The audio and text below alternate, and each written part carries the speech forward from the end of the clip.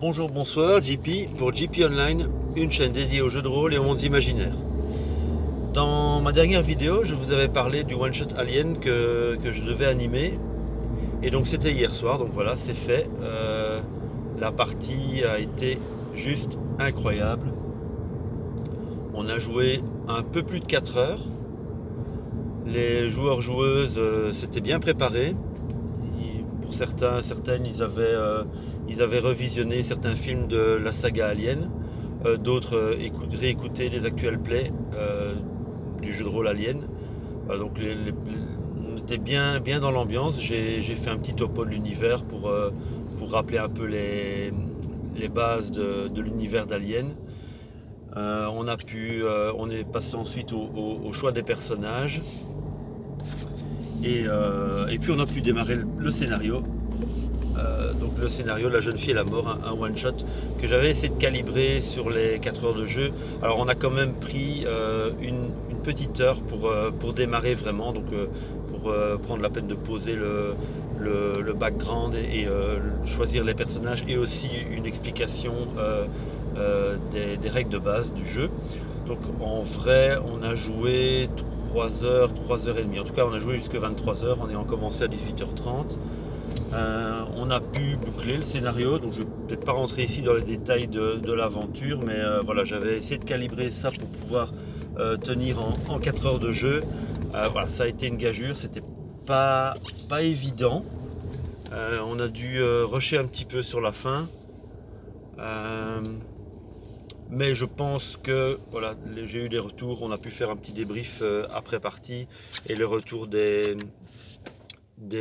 participants et participantes était très positif.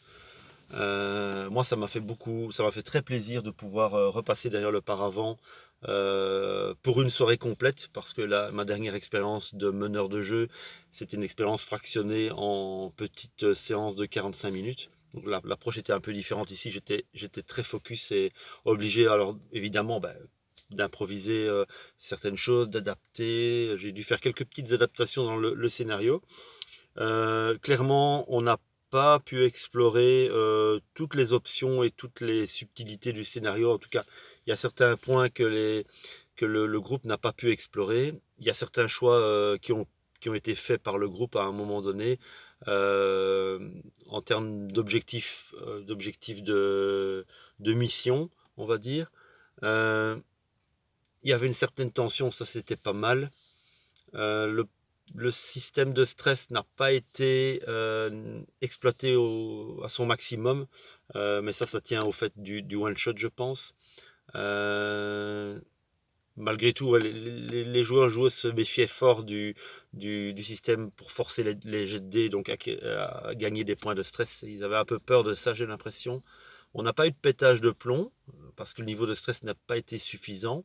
Mais malgré tout, comme je l'ai dit, il y avait une certaine tension très alien, avec beaucoup de prudence de la part des personnages. De chouettes interprétations pour chacune des personnes qui étaient là. Euh, ouais, donc globalement, ça s'est vraiment bien passé. Je suis très content. Je pense que là, le scénario en l'état aurait mérité une seconde séance pour pouvoir aller plus loin. On aurait pu prendre plus son temps, surtout sur la fin, quand j'ai vu qu'il restait moins d'une heure de jeu. Voilà, j'ai essayé de mettre un peu plus la pression pour que le groupe avance. J'aurais peut-être dû faire ça dès le départ pour vraiment pousser le groupe en avant. J'avais peur que le scénario se termine trop vite et en fait, comme toujours, les joueurs-joueuses ont pris plus de temps que ce que moi j'avais prévu au départ pour arriver à certaines étapes du scénario. Mais c'était très chouette et on a quand même pu prendre aussi son temps au début pour bien poser les personnages, les relations entre eux, parce que c'était important. Alors, on n'était pas au complet, on n'était que 5 personnes. Donc, il y a un des personnages, un des PJ qui est devenu un PNJ, c'était l'agent de la compagnie, donc c'est moi qui l'ai interprété.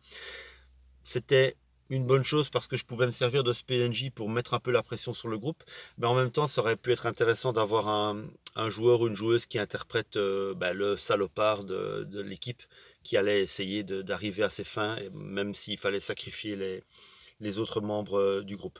Pour le coup, il n'y a pas eu de dissension PJ, il n'y a pas eu du player versus player. comme on aurait pu s'y attendre dans l'univers d'Alien. Le groupe est resté assez soudé. Bon, c'est pas plus mal, ça gâche pas non plus le plaisir du jeu. Le scénario ne se prêtait pas nécessairement à ce qu'il y ait des dissensions réelles dans le groupe. Il y avait vraiment que l'agent de la compagnie qui aurait pu, entre guillemets, foutre le brin et arriver à ce qu'il y ait des tensions entre les personnages. Euh, voilà, donc alors j'ai pas pu non plus exploiter toutes les subtilités du système. J'avais complètement oublié les cartes d'initiative que pourtant j'avais sorties de la boîte de jeu. Bon, c'est pas grave. Euh, ouais, voilà. C'était vraiment très très chouette. Je pense que là, j'ai un peu fait le tour. En tout cas pour l'instant, j'ai un peu fait le tour de l'univers d'Alien. Je vais peut-être voir un petit peu à me consacrer à autre chose en termes de jeu de rôle. Je suis en recherche, comme je l'avais dit dans la précédente vidéo, en recherche d'un thème, peut-être un thème que j'aurais moins exploité. En termes de règles, je me dirige plus vers de la simplicité, donc en tout cas pour moi en tant que meneur de jeu. Donc Alien, voilà, Alien était un bon jeu, ça reste pour moi un des très bons, des très belles découvertes de ces dernières années en termes de jeu, de gameplay, de qualité et de qualité de règles et de qualité graphique au niveau du jeu. Voilà, ça j'en ai déjà parlé de nombreuses fois ici. Alors à l'atelier jeu de rôle, voilà, ici c'était une parenthèse, j'ai eu l'occasion de passer derrière le paravent, mais normalement je suis joueur. Ça a été aussi sympa, oui, j'ai oublié d'en parler, ça a été aussi sympa pour le meneur de jeu habituel de devenir joueur de temps en temps. Ça il me l'a dit plusieurs fois. Et j'ai vraiment vu que tout le monde a pris beaucoup de plaisir autour de la table. Voilà, donc ça c'était pour Alien. La prochaine fois à l'atelier jeu de rôle, on va jouer alors, on va jouer du KPDP. Ce sera le jeu de rôle de l'animateur, du meneur de jeu. Un jeu qui s'appelle Sombrerie. On a reçu un petit livret avec les règles dédiées aux joueurs. Je pense on va prévoir, je pense, une petite session distancielle de 2 heures pour créer les personnages. Comme ça, on pourra directement commencer à jouer à la partie prévue pour le mois d'avril. Donc ça, je me réjouis aussi de jouer un peu du KPDP. Je vais certainement me refaire les Trois Mousquetaires. En tout cas, j'avais vu le premier volet, j'ai pas encore vu le deuxième, donc je pense que je vais me faire les deux en mode marathon. Et sans doute réécouter aussi l'excellent actuel play Spadarossa de D6 plus Cool, qui est aussi un chouette exemple de ce qu'on peut faire en termes de KPDP avec un système très simple. Ici, le jeu de rôle Sombrerie vient avec ses règles propres et son univers. L'animateur ayant pratiqué l'escrime, je m'attends à de chouettes choses en termes de règles de combat et de possibilités de pouvoir faire des bottes secrètes, tout ce genre de choses.